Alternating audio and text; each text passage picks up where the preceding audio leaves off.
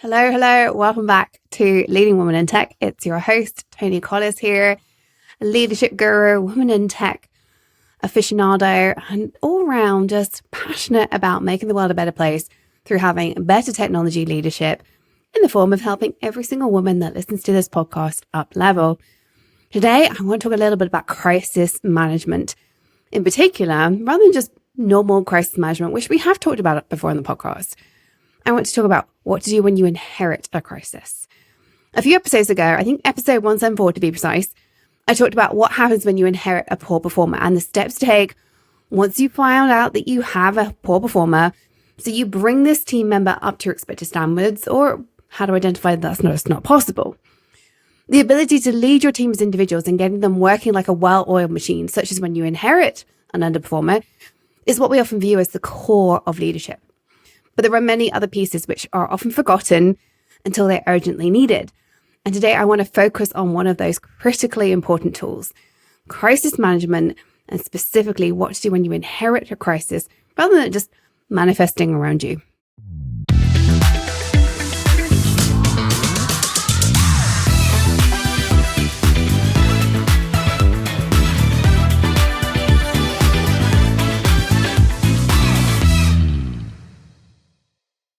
Along with inheriting a poor performer, it is inevitable that at some point in your career, if you are a leader for more than a couple of years, you will inherit a crisis. Sorry to burst your bubble if you didn't think that was true.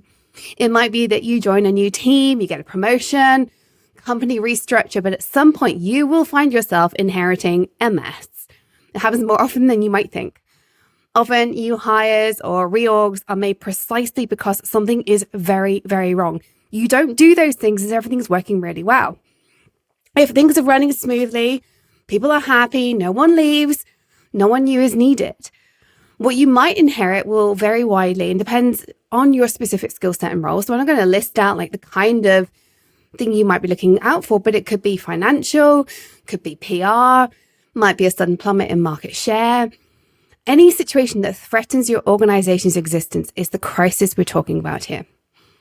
The success of crisis management is dependent on how you lead yourself and your team through the crisis, either handling the crisis well and fostering growth within your team, or in effectively dealing with the crisis, which can lead your team and company ultimately to failure.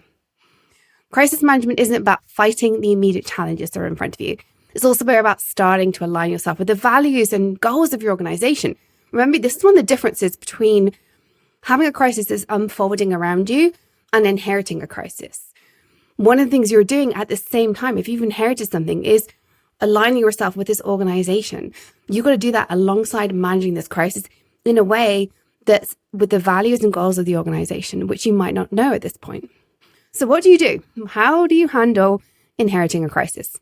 Well, let's begin by defining what we mean by a crisis in the business context. Crises can take many forms, and understanding the nature of the crisis in front of you is the first step to solving it. From financial meltdowns to PR nightmares, we're talking about situations that will disrupt your organization's normal functioning. I've worked with clients who have walked into a full-blown talent exodus, heads of finance who have inherited a cash system that means nothing matches up with anything else, situations where the board is completely at odds with the executive and nothing can be agreed, or where a company's clients are leaving in droves because the product is just not cutting it. The software product in this particular scenario I'm thinking of was falling apart because there was no investment in the long-term software architecture. And you need to know, whatever you inherit, you need to know where best to throw your talent all in. Name it. I've probably coached someone to deal with it, but you've got to figure out what it is that you've inherited. There might be a surface level issue that you are told about, maybe an interview if this is a new role. Or I've had people move to a different part of a business to solve a crisis, and they've been told one thing, and actually when you dig in, it's something else. But all too often, and particularly with many of the clients I've worked with, when they've identified the crisis, it's not something that anybody knew about. It was not mentioned. Maybe there was an understanding that something wasn't right. That's why they've been brought in. Maybe the hiring process told them something wasn't working, but nobody's honest and open about it. Maybe somebody had left and it's kind of a hint that something's really wrong. And then they start digging and it's a hot mess, but nobody knew. So how do you diagnose something like this? The understanding of what constitutes a crisis is multifaceted. It depends on various factors such as the industry you operate in, the size of your organization, and even the current socio-political and climate. Just like you're not jumping to conclusions or listening to rumors when you inherit a poor performer, you should not try to jump to conclusions about the crisis you've just been handed or you see unfolding beneath you even though nobody told you it was there. Similarly, don't assume there isn't a crisis. There is a reason why you've been put into this role. More often than not, it is a crisis or at least a mini crisis. More often than people would like to admit, but you also get put into roles because of growth or to replace someone who retired or left for neutral reasons instead of something being a hot mess. Don't assume the worst, but be ready for whatever comes your way. It's really, really important. And I don't want this to put you off taking on new roles. This is part of the challenge for us as leaders. And it can be a beautiful piece of work that we do because not all crises are really, really, really toxic and bad. A few are. And if you're in your career for long enough, you may well come across one of those. But a lot of them are things that just need to be dealt with in a really conscientious way. More than anything, seek to understand the situation with empathy and without judgment. That is so incredibly important. Take the time to speak to everyone involved and get their viewpoint. Some people won't believe there is even an issue. Others will be pulling their metaphorical hair out. Your job is to get to the bottom of the perceived crisis as quickly as possible. Once you understand what the crisis is, you're then able to assess the impact it has. You'll want to gather information and feedback from your team, your boss, anyone else in close proximity to the crisis. This will help you find the root cause and what you need to do to actually solve the issues. More often than not, though, the response to a crisis is about initial triage, followed by a longer-term diagnosis and fix of what enabled the crisis to emerge in the first place. You don't want to just triage and not stop it happening again. You want to do both things. Here's the caveat with this, though. Most of us have a tendency to veer to either immediate action or that long-term fix. And I'm very much an initial triage person. I see a hot mess. I'm like, boom, boom, boom, let's fix this. But I've worked with clients who've been criticized for spending too many cycles trying to fix a deeper issue while the immediate concern is still causing problems. They're digging into the underlying causes and it's causing angst with their team who want to get on and tackle the actual issue. So you need to identify your natural tendency because you will have one, you're human. Most of us don't sit in the middle on anything. We always have one end or the other. Your goal is to come to the middle. So make sure you understand, are you the immediate triage person like me? Or are you the person that's always looking longer term and wanting to dig into the root cause at the expense potentially of not doing that initial triage? Figure out who you naturally are. If you don't know, ask some trusted colleagues what they see you focus on the most. Make sure that you then address your area of natural weakness to compensate for that natural desire to solve the problem the way you want to solve it. One of the best ways to do this is to build in time to recap and think through what you are learning. When the crises are fast-paced and need to be solved today, this can be hard to do. But ask for 5 minutes to go through your notes on what you've just learned before making a decision. And make sure you accommodate your area of weakness and as you do that, as you go through your notes and thoughts. Avoid making snap decisions when you are new in a role, even if it just means a 5-minute pause. Unless you're a medical doctor working in emergencies, there are very, very few situations where 5 minutes is going to damage things significantly, but could instead mean you make a better decision. If the crisis is a slower, though still urgent and important one, such as many of the examples I provided above from failing architecture, clients leaving because of unsatisfactory products or finance problem, take the time to have at least an hour a day to go through everything you've identified that is an issue. Ask yourself what needs further clarification and who might you ask to get that information. Focus on both the information you need for the short-term triage solutions, as well as the data you need to capture and solve the problem long-term. I find there is overlap, but there are also differences, and you will need to identify both of these early in discussions. As memories do change, ideas evolve the further away from an incident people get. As you do this, you'll inevitably be building rapport with your team.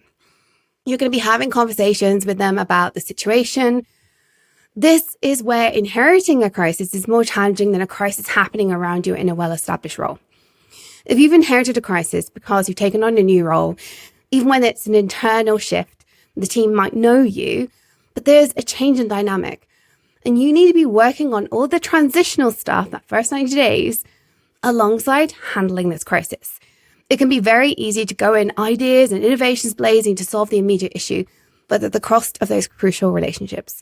So slow down and engage in one-on-one conversations to hear your team's perspective and learn about their backgrounds, their past roles, and what they envision for the future. Do the same with your new peers. They have a lot to offer about this crisis that your team aren't able to see. This insight helps you comprehend why there is a perceived crisis and tease apart where there is a difference of perspective on what is and isn't a crisis, because that's a real thing. Be aware that in many, many cases, an inherited crisis is caused because of lack of support in some way, a lack of support, guidance, or clarity from the previous leadership.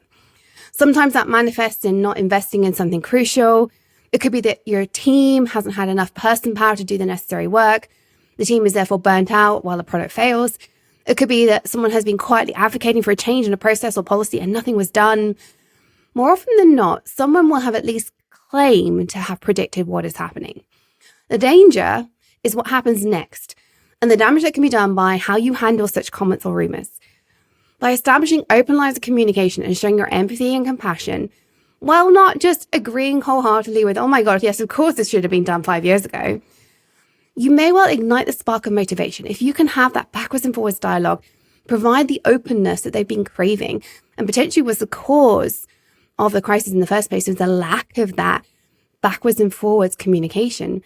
When you do that, you are going to help them resolve perceived issues. You're going to help the team feel motivated to resolve them themselves. Now that you have information and understanding, though, of what's going on, the next step is to take that action, to do that initial triage action. If you discover what the crisis is due to misunderstandings, or maybe because of breakdown in communication, work on that effective communication. If it's a lack of operational investment, you likely need to go and do some work to fix that, fix the misunderstanding that led to that lack of operational investment. Even crises related to PR and customers more often than not come down to some form of ineffective communication at some point previously. So have transparent and authentic, that good old word, authentic communication with your team.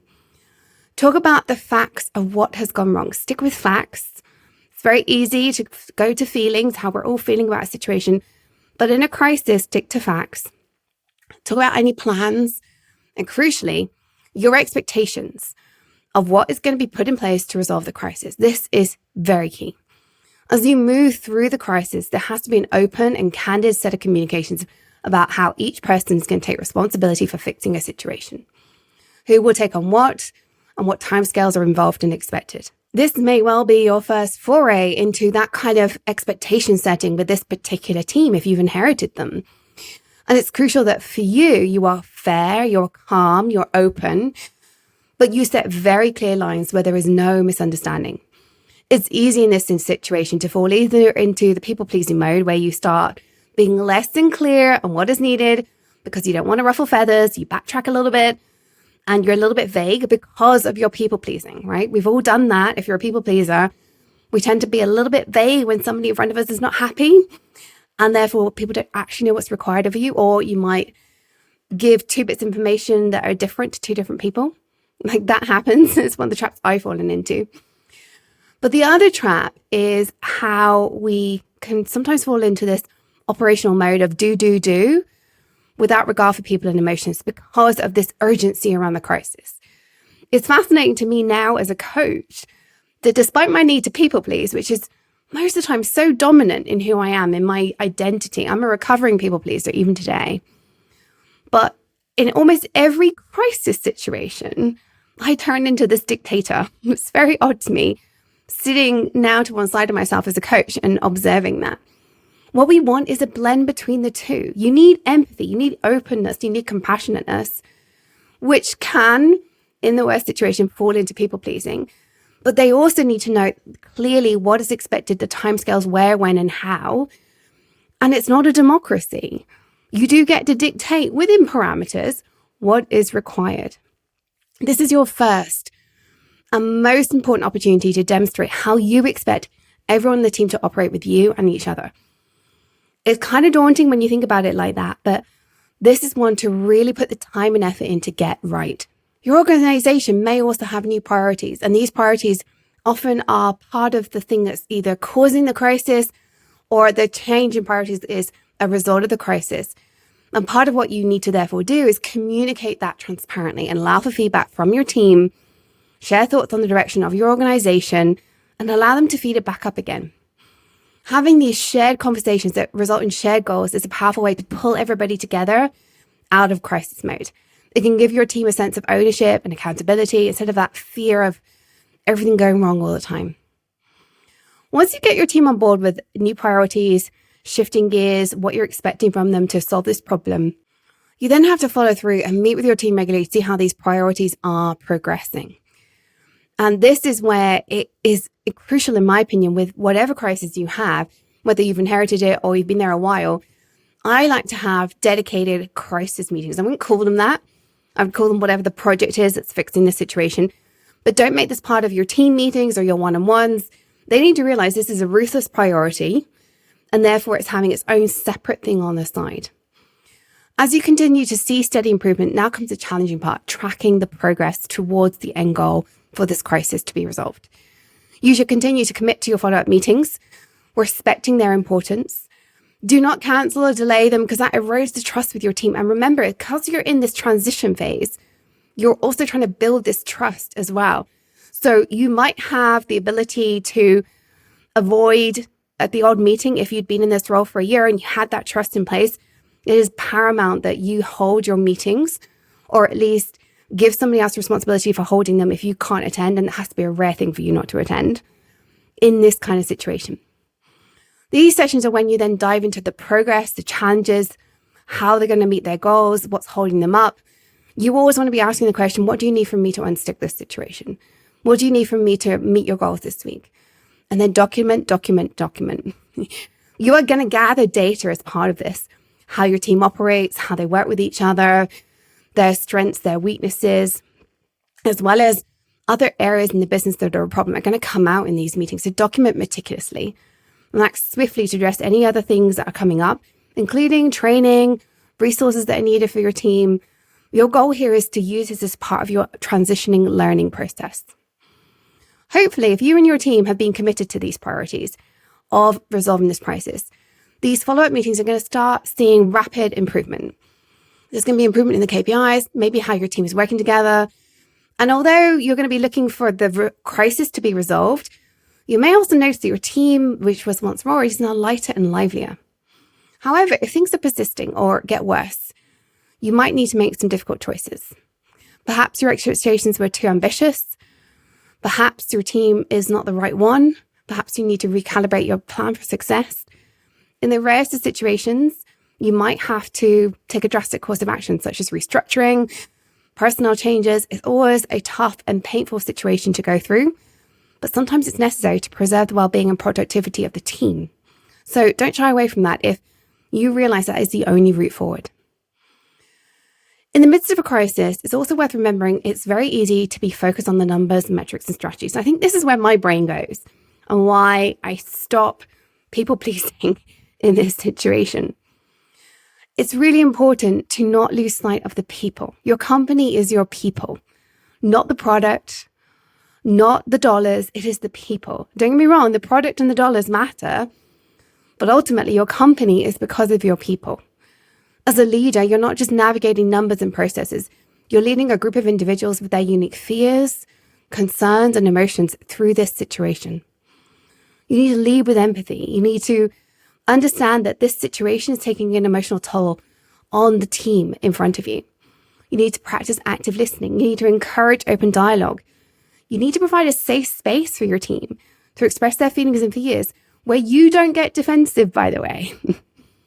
This is not only about fostering trust, but it's about having that dialogue so you identify issues promptly. Because if you have that safe space, your team is more likely to tell you things that they don't tell other people.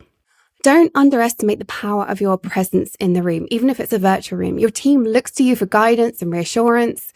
So you want to be visible, you want to be accessible, you want to be approachable. You want to have a calm demeanor and show compassion. You want to be that source of inspiration during a time of uncertainty.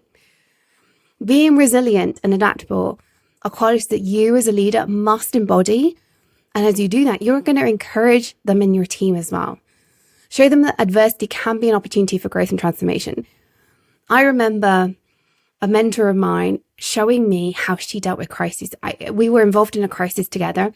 I didn't work with her directly. It was very indirect. But I saw her just glide through this crisis. She never lost her cool. She always came across as calm and thoughtful, even in the most difficult meetings. And I thought to myself, everybody around her just gravitates towards her because she's so calm when everything else in the organization was tense and painful. And I thought, that's the kind of person I want to be in that situation. I don't think I'm there yet, quite, and not that calm in that kind of situation. But it really spoke to me about the power of somebody who encourages that trust and patience, even in the most difficult of situations. Start by keeping your team well informed. Make sure your team has regular updates to reduce anxiety. Share the facts, share the situation, share outcomes, even if they're not directly involved. This is all going to help bring down the anxiety in your team, which is going to boost their productivity, by the way. If you've ever been in an organization where layoffs are coming, you know productivity drops. So do everything you can to demonstrate to your team that you're moving through this crisis. Even if a rift is not on the horizon, there's anxiety when we're going through a crisis. So demonstrate and discuss the changes that are happening on a regular basis. Quarterly is not sufficient. Be honest. Honesty is definitely the best policy. Be candid about the challenges, the setbacks that the company is facing. Authenticity is going to resonate with the team. So forge that strong connection, reinforce the trust by being honest and truthful. And be two-way in this communication. As I said, provide space for concerns, ideas, feedback. Then you want to act on the valuable stuff, but make sure that your team knows that you're listening to them. Leverage face-to-face communications, leverage one-to-one communications. Make sure that as much as you can, you over-communicate rather than under-communicate. It's always going to be better to say things 3 times than never. Remember that most people don't hear things when you only say it once. Then as the crisis begins to resolve, because it will do, you've been through a crisis before, it's going to get better. Don't rush into business as usual. This is pivotal time to reflect, recover, and learn from this experience. Start by looking through things. What went well, what didn't? What can we do differently next time? Invite your team to participate in this reflection. This is going to give you a comprehensive and invaluable set of information to avoid future crises. Celebrate the victories along the way. You know I love to celebrate. Acknowledge the resilience and adaptability your team gave. Recognize the hard work they've done. Boost morale by showing everybody how proud you are of them. And more to the point, celebrate coming out of the crisis. I think all too often we just kind of go, phew, that's done. Celebrate coming out of the crisis. Your team worked hard for this. Celebrate with them. And that's just going to give you an additional boost in morale, which turns into productivity. So honestly, it's kind of selfish, but celebrate, celebrate, celebrate. Finally, remember that crises aren't a one-time thing. This is an ongoing journey. You want a culture of continuous learning and preparedness. You want your team to remain vigilant, adaptable, and always be ready to navigate any future storm that comes their way. Remember that navigating a crisis is a key part of your job as a leader. The simple stuff is what's handled by those below you. You are the one that's going to be dealing with the tricky things. Celebrate the success you have by this next crisis that you inherit. And remember every lesson you learn along the way. Keep in mind that this is an opportunity for you to grow and be more resilient and identify where you need to uplevel yourself as a leader as well. That's it for today's episode.